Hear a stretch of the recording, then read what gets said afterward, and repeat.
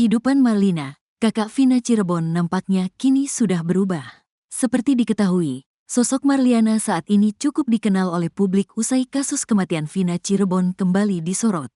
Bahkan, ia kerap tampil menjadi narasumber di televisi maupun podcast di sejumlah akun YouTube. Maka tak heran, jika perempuan asal Cirebon, Jawa Barat itu kini cukup terkenal.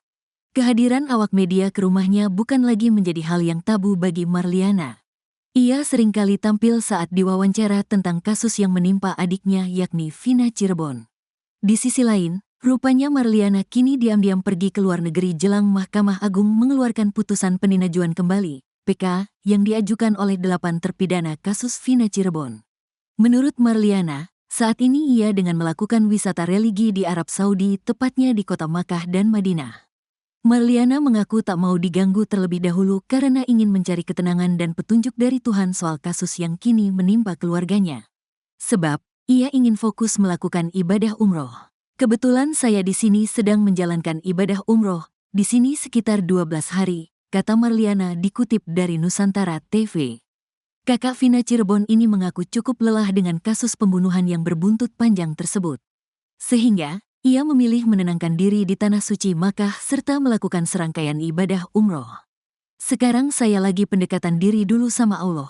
Karena saya capek, saya lelah, setiap kemanapun, mereka lihat saya sinis. Padahal saya tidak tahu menahu, saya ziarah dulu untuk menenangkan diri, ujarnya. Di sisi lain, Marliana memilih untuk pasrah terkait apapun yang akan keluar di putusan Ma nanti.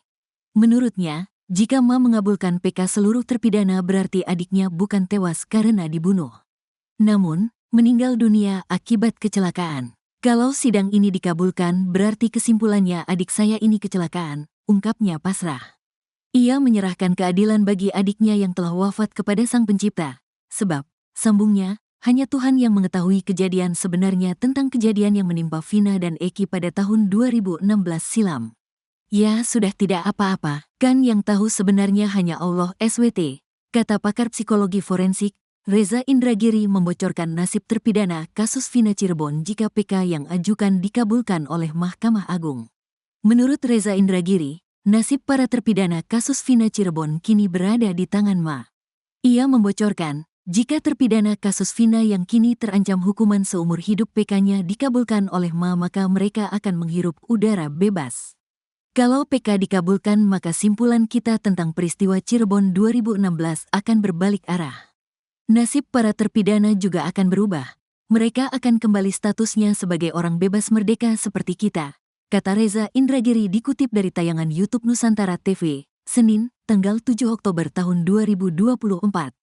Namun, nasib terpidana kasus Vina akan semakin buruk jika PK-nya ditolak. Maka, akan ada kengerian soal respons masyarakat hingga penilaian tentang kualitas penegakan hukum di Indonesia.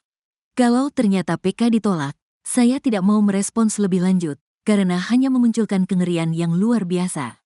Terkait dengan respons masyarakat maupun pertanyaan yang sangat mendalam tentang seberapa berkualitas sesungguhnya proses penegakan hukum di Republik ini, jelasnya.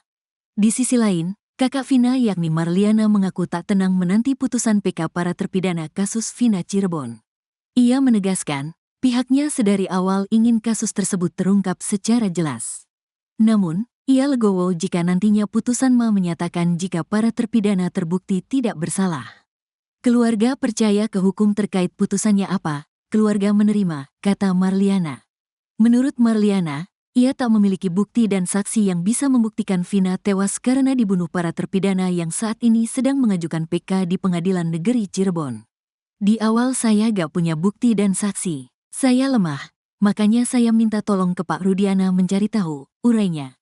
8 tahun berlalu, Marliana dan keluarga memilih untuk pasrah menunggu putusan PK kasus Vina.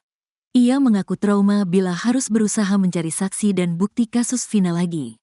Kalau seperti dulu mencari tahu lagi siapa pembunuhnya saya trauma takut ada salah tangkap lagi, disalahkan lagi, saya ke arah pasrah.